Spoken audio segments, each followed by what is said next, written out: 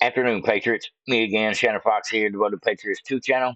And I'm here with Elon Musk, Little X, and Donald Trump.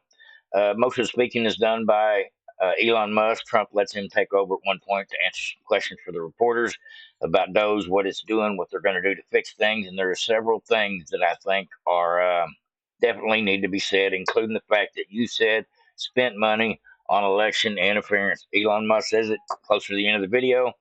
We'll tell you this is a 30-minute, 31-minute video, so prepare for a long one.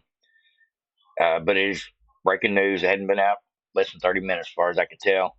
I just want to share it with y'all. It's probably the best thing to share on the news today because it explains a lot and hopefully puts some people's minds at ease worrying about the wrecking ball, otherwise known as Doge. And I call it a wrecking ball. Maybe that's offensive to some people, but I want them to come in like a wrecking ball, or maybe like some surgeons with some good scalpels. I don't know what the best analogy is, but truth be known, I love it. I love to see these kids with their computers able to come in and plug their computers into these other computers and get the information they need and find out right quick with an algorithm how messed up the situation is. Now we're going to go ahead and get into this. There's several highlights and Easter eggs, as I like to call them, in this video. But I think for the most part, Little X steals the show. He's too cute and putting his fingers in Elon's ears and playing with his hat and the whole 9 yards before it's over. Probably getting tired. But here we go, folks. And it's got this, check out this cool chain it's got. So thank you very much. We had a busy day today. The king just left, and we've had a great discussion, terrific discussion concerning Gaza and everything else. We had discussions also about Saturday at 12 o'clock. It's going to be a big moment. We'll see what happens. I don't expect much happening with these people, but we'll see what happens. And we're going to be signing a very important deal today. It's Doge, and I'm going to ask Elon to tell you a little bit about it and some of the things that we found, which are shocking. Billions and billions of dollars in waste, fraud, and abuse. And I think it's very important. And that's one of the reasons I got elected. I said, we're going to do that. Nobody had any idea it was that bad, that sick, and that corrupt. And it seems hard to believe that judges want to try and stop us from looking for corruption, especially when we found hundreds of millions of dollars worth, much more than that, in just a short period of time. We want to weed out the corruption. And it seems hard to believe that a judge could say, we don't want you to do that.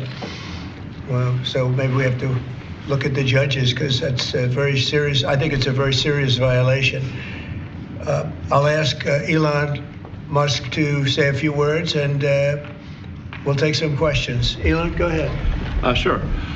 So at a high level, if you say what is the goal of Doge, and I think a significant part of the presidency is to restore democracy. This may seem like, well, aren't we in a democracy? Well, if you don't have a feedback loop, FAX, we'd have to, if you sorry. So, tell you, gravitas can be difficult sometimes. If there's not a good feedback loop from the people to the government, and if you have rule of the bureaucrat, if the bureaucracy is in charge, and then what meaning does democracy actually have? If the people cannot vote and have their will be decided by their elected representatives in the form of the president and the Senate and the House, then we don't live in a democracy, we live in a bureaucracy. So it's incredibly important that we close that feedback loop, we fix that feedback loop, and that the public's elected representatives, the president, the House, and the Senate, decide what happens, as opposed to a large unelected bureaucracy. This is not to say that there are good people who are in the federal bureaucracy, but you can't have an autonomous federal bureaucracy. You have to have one that is responsive to the people. That's the whole point of a democracy. And if you looked at if you looked at the founders today and said, what do you think of the way things have turned out? Well, we have this unelected, fourth unconstitutional branch of government, which is the bureaucracy, which has, in a lot of ways, currently more power than any elected representative. And this is not something that people want. and it's not.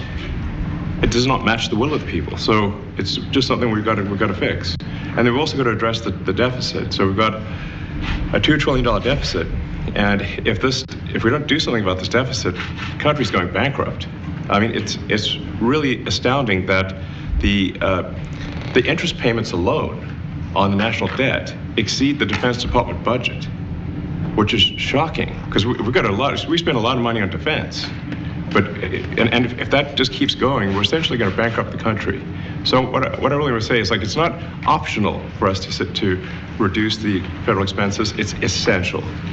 It's essential for America to remain solvent as a country, and it's essential for America to have the resources necessary to provide things to its citizens and not simply be servicing vast amounts of debt. And also, could you mention some of the things that your team has found, some of the crazy numbers, including the woman that walked away with about 30 million, right, etc.? Well, we do find it sort of rather odd that there are quite a few people in the bureaucracy who have ostensibly a salary of a few $100,000, but somehow manage to accrue tens of millions of dollars in net worth while they are in that position, which is, what happened at USAID. We're just curious as to where it came from. Maybe they're very good at investing, in which case we should take their investment advice, perhaps. But just there seems to be mysteriously they get wealthy. We don't know why. Where does it come from? And I think the reality is that they're getting wealthy at taxpayer expense. That's the honest truth of it. So, we're looking at, if you look at, say Treasury, for example, basic controls that should be in place, that are in place in any company, such as making sure that any given payment has a payment categorization code, that there is a comment field that describes the payment, and that if a payment is on the do not pay list, that you don't actually pay it. None of those things are true currently. So the reason that departments can't pass audits is because the payments don't have a categorization code. It's like just a massive number of blank checks just flying out the building. So you can't reconcile blank checks. You've got comment fields that are also blank, so you don't know why the payment was made. And then we've got this truly absurd, a do not pay list, which can take up to a year for an organization to get on a do not pay list. And this, we're talking about terrorist organizations, we're talking about known fraudsters, known aspects of waste, known things that do not match any congressional appropriation, can take up to a year to get on the list, and even once on the list is not used. It's mind-blowing. So what we're talking about here, we're really just talking about adding common sense controls that should be present, that haven't been present. So you say, like, well, how could such a thing arise? That seems crazy. When you understand that really everything is geared towards complaint minimization, so then you understand the motivations. So if people receive money, they don't complain, obviously. But if people don't receive money, they do complain. And the fraudsters complain the loudest and the fastest. So then when you understand that, then it makes sense. Oh, that's why everything they approve all the payments at Treasury. Because if you approve all the payments, you don't get complaints. But now we're saying that no, actually we are going to complain. If money is spent badly, if your taxpayer dollars are not spent in a sensible and frugal manner, then that's not okay. Your tax dollars need to be spent wisely on things that matter to the people. I mean, these things, it's just common sense. It's not draconian or radical. I think it's really just saying, let's look at each of these expenditures and say, is this actually in the best interest of the people? And if it is, it's approved. If it's not, we should think about it. So, there's crazy things like just cursory examination of Social Security, and we've got people in there that are 150 years old. Now, do you know anyone who's 150? I don't. Okay. They should be on the Guinness Book of World Records. They're missing out.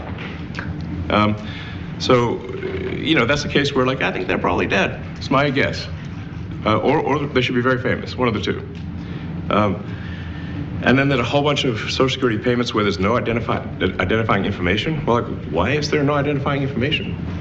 Obviously, we want to make sure that people who deserve to receive Social Security do receive it, and that they receive it quickly and accurately. I'll tell you another crazy thing. So, one of the things is like we are trying to sort of right-size the federal bureaucracy, just make sure that this. Obviously, there need to be a lot of people working for the federal government, but not as many as currently. So we're saying, well, okay, let's if people can retire, with full benefits and everything, that would be good. They can retire, get their retirement payments, everything. And then we were told, this is actually, I think, a great anecdote, because we were told the most number of people that could retire possibly in a month is 10,000. We're like, well, why is that? Well, because all the retirement paperwork is manual on paper. It's manually calculated, then written down on a piece of paper. Then it goes down a mine. And I'm like, what do you mean a mine? Like, yeah, there's a limestone mine where we store all the retirement paperwork. And you look at a picture of this mine. We'll post some pictures afterwards. And this mine looks like something out of the 50s because it was started in 1955. So it looks like it's like a time warp. And then the speed, the limiting factor is the speed at which the mine shaft elevator can move determines how many people can retire from the federal government. And the elevator breaks down sometimes, and then nobody can retire. Doesn't that sound crazy? There's like 1,000 people that work on this. So I think if we can take those people and say, like, you know what, instead of working in a mine shaft and carrying manila envelopes to boxes in a mine shaft, you could do practically anything else, and you would add to the goods and services of the United States in a more useful way. So anyway, so I think that's an example. Like at a high level, if you say, like, how do we increase prosperity? Is we get people to shift from roles that are low to negative productivity to high productivity roles. And so you increase the total output of goods and services, which means that there's a higher standard of living available for everyone. That's the actual goal. Everyone's very quiet, by the way. So are people normally this quiet? Your detractors, Mr. Musk. I have to what? Including a lot of Democrats. I have detractors? You do, sir. I don't believe it. Say that you're orchestrating a hostile takeover of government and doing it in a non-transparent way. What's your response to that criticism? Well, first of all, you couldn't ask for a stronger mandate from the public. The public voted. We have a majority of the public voting for President Trump. We've won the House. We won the Senate. The people voted for major government reform.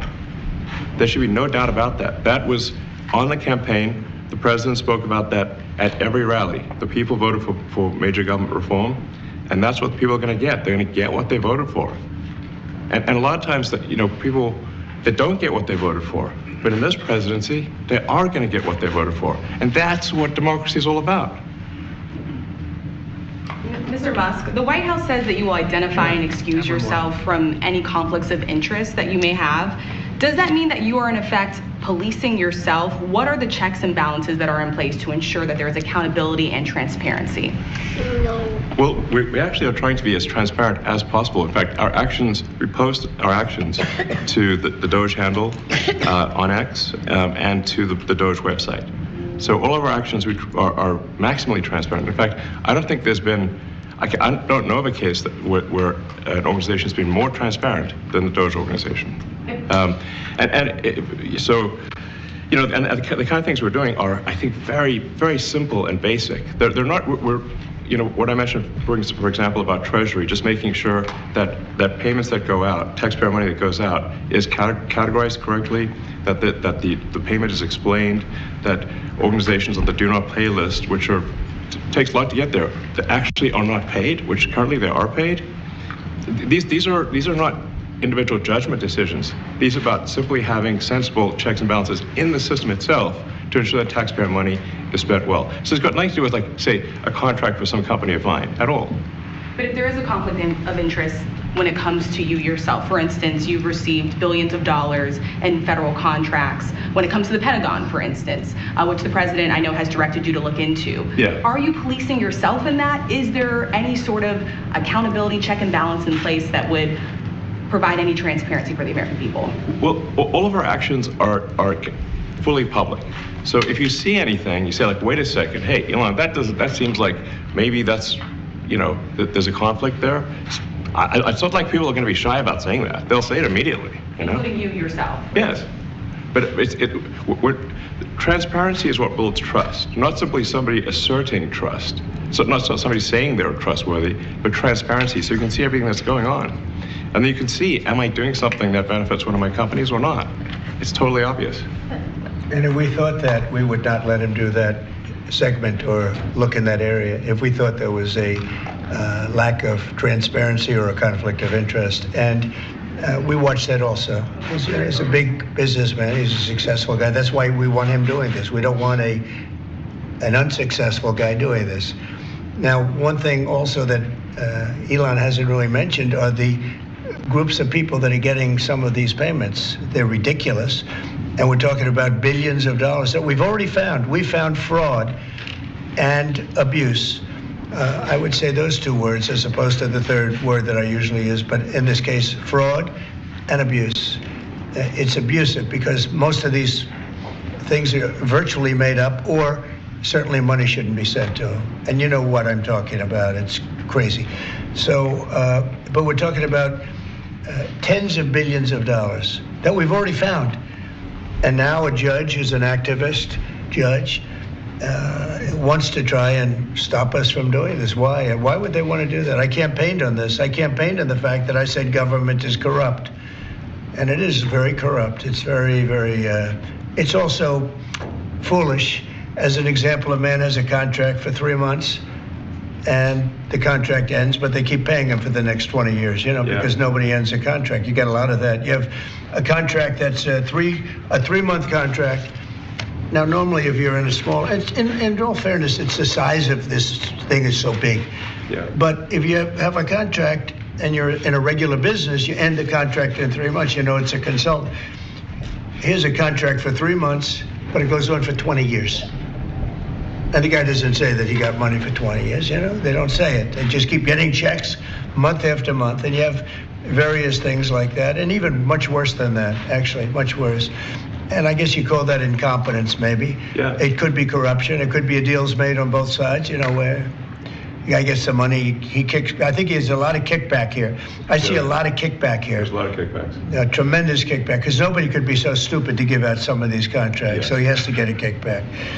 So that's what I got elected for, that and borders and military and a lot of things, but this is a big part of it. And I hope that the court system is going to allow us to do what we have to do. We got elected to among other things, find all of this fraud, abuse, all of this horrible stuff going on. And we've already found billions of dollars, not like a little bit, billions, many billions of dollars. And when you get down to it, it's going to be probably close to $1 trillion. It could be close to $1 trillion that we're going to find. That will have quite an impact on the budget.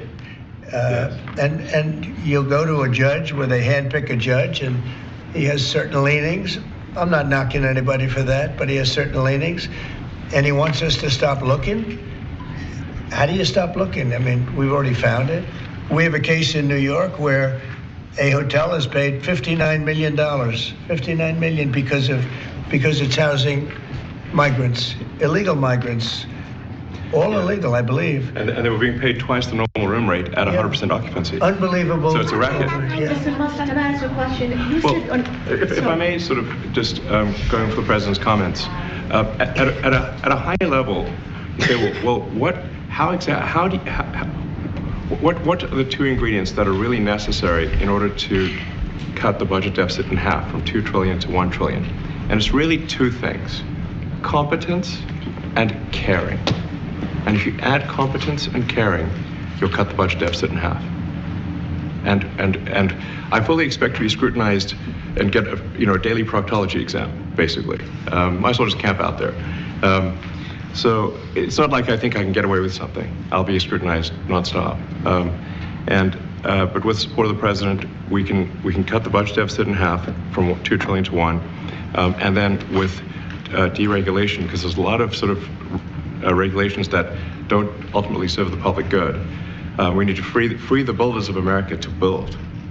And if we do that, that means I think we can get the economic growth to be maybe 3-4%, maybe 5%. And that means if you can get $1 trillion of economic growth and you cut the budget deficit by $1 trillion, between now and next year, there is no inflation. There's no inflation in 26. And if the government is not borrowing as much, it means that interest costs decline.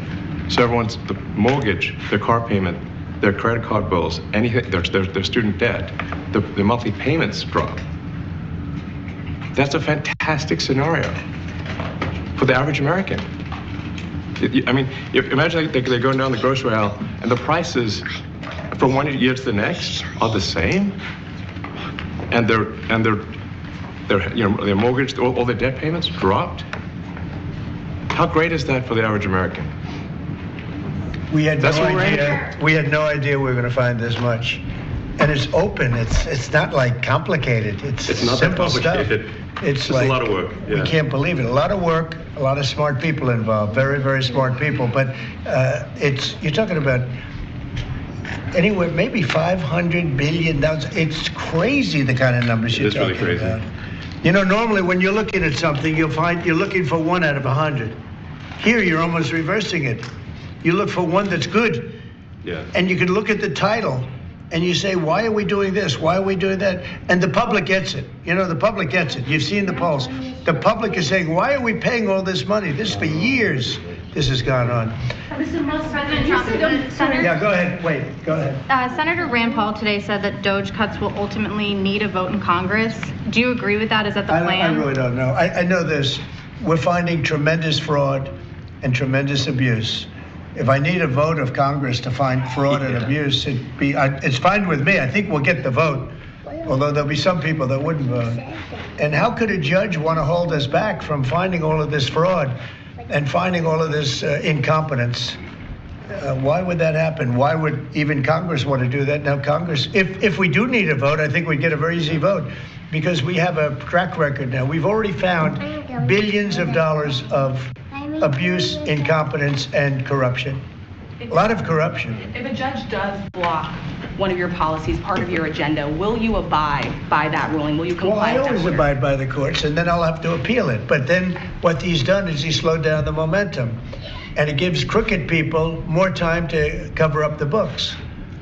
You know, if a person's crooked and they get caught, other people see that, and all of a sudden it becomes harder later on. So, yeah, the answer is I always abide by the courts, always abide by them, and will appeal. But appeals take a long time, and I would hope that a judge, if you go into a judge and you show him, here's a corrupt situation, we have a check to be sent, but we found it to be corrupt. Do you want us to send this corrupt check to a person, or do you want us not to give it and give it back to the taxpayer? I would hope a judge would say, don't send it, give it back to the taxpayer. Yeah, if I can add to that, what we're finding is that a bunch of the fraud is not even going to Americans. So I think we can all agree that if there's going to be fraud, it should at least go to Americans. But a bunch of the fraud rings that are operating in the United States and taking advantage of the federal government, especially in the entitlements programs, are actually foreign fraud rings. They're operating in other countries and actually exporting money to other countries. We should stop that. Mr. Musk, and this is big numbers. We're talking about $100 to $200 billion a year. Sure.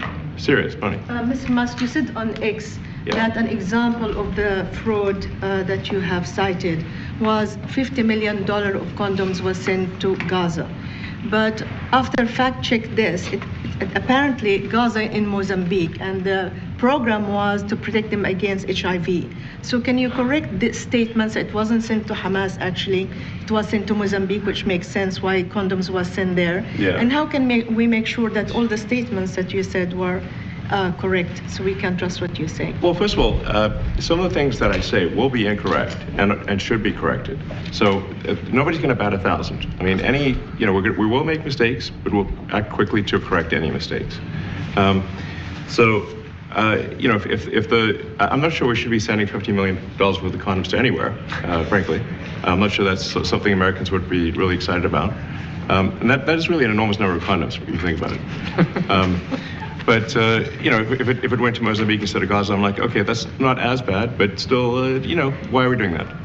Mr. Musk, can you talk a little bit about how closely you're working with agency heads as you're directing these cuts? Do they have how much input do agency heads have when you're making these decisions? Yeah, we work closely with the agency heads, yeah. So there are sort of checks in place. So it's not just us just going in and doing things willy-nilly. It's in partnership with the agency heads, and I check frequently with the president to make sure that this is what the president wants to have happen. So we talk almost every day, and I double check things to make sure, is this something, Mr. President, you want us to do this? Then we'll do it. USAID has been one of your main targets. Are you concerned at all that some of the cuts or that shutting that agency altogether may lead to diseases or other bigger problems starting in other countries that then come to the United States? Yeah, so that's an interesting example. So that's something where we work closely with the State Department and Secretary Rubio. And we have, for example, turned on funding for Ebola prevention and for HIV prevention. Left that, you said? Yes, correct. And we are moving fast, so we will make mistakes, but we'll also fix the mistakes very quickly. So do you see it as a worthy cause, USAID? I think that there's some worthy things, but overall, if you say what was the bang for the buck, I would say it was not very good. And there was far too much of what USAID was doing was influencing elections in ways that I think were dubious and do not stand the light of day.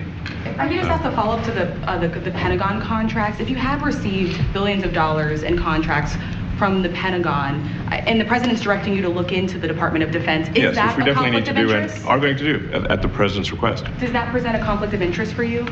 No, because you'd have to look at the individual contract and say, first of all, I'm not the one, filing the contract. It's people at SpaceX or someone who will be putting for the contract. And I'd like to say, if you see any contract where where it was awarded to SpaceX and it wasn't by far the best value for money for the taxpayer, let me know, because every one of them was.